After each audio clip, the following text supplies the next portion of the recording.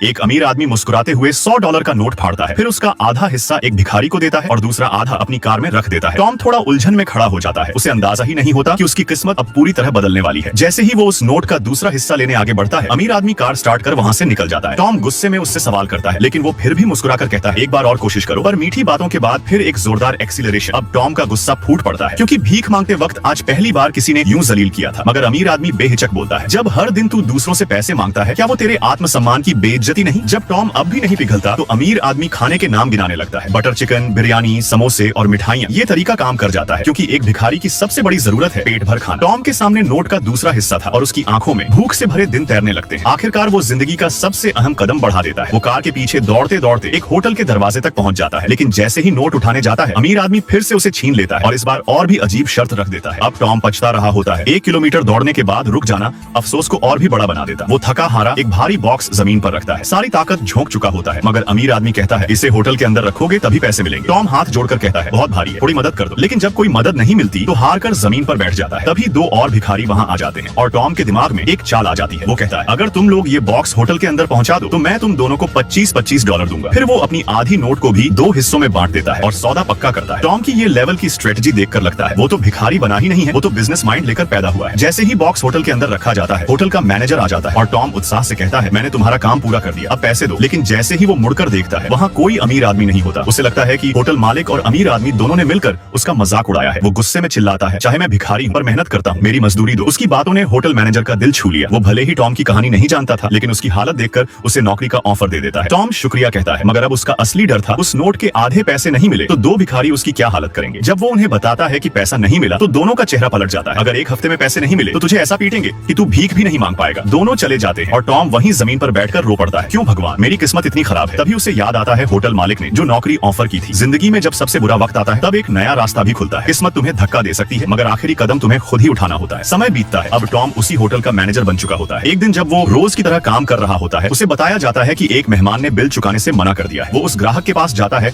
और जब उसका बटुआ खोलता है तो उसे वही आधा डॉलर नोट दिखाई देता है। टॉम अपनी जेब से सालों पुराना आधा नोट निकालता है। दोनों हिस्से बिल्कुल परफेक्ट तरीके से मिल जाते हैं। सामने बैठा व्यक्ति और कोई नहीं, वही अमीर आदमी था। उसने टॉम की तरक्की देखकर मुस्कुराते हुए कहा, जब पूरी दुनिया तुझे पैसा दे रही थी, मैंने तुझे आत्मसम्मान देना चाहा। पैसा देना आसान होता है, लेकिन किसी को मेहनत की आदत देना वो असली मदद होती है। टॉम भावुक होकर उसका धन्यवाद करता है। फिर अमीर आदमी मुस्कुराकर कहता है, अब जरा खाना तो परोस दे। टॉम हंसते हुए मुड़ता है, लेकिन जब दोबारा पलटकर देखता है, वहाँ कोई नहीं होता। वो अमीर आदमी हकीकत था या सपना, अब इससे फर्क नहीं पड़ता। असल जिंदगी में हम सब किस्मत का इंतजार करते हैं, लेकिन जब तक हम खुद अपने कंफर्ट जोन से बाहर नहीं निकलते, हम असली बदलाव कभी नहीं ला सकते।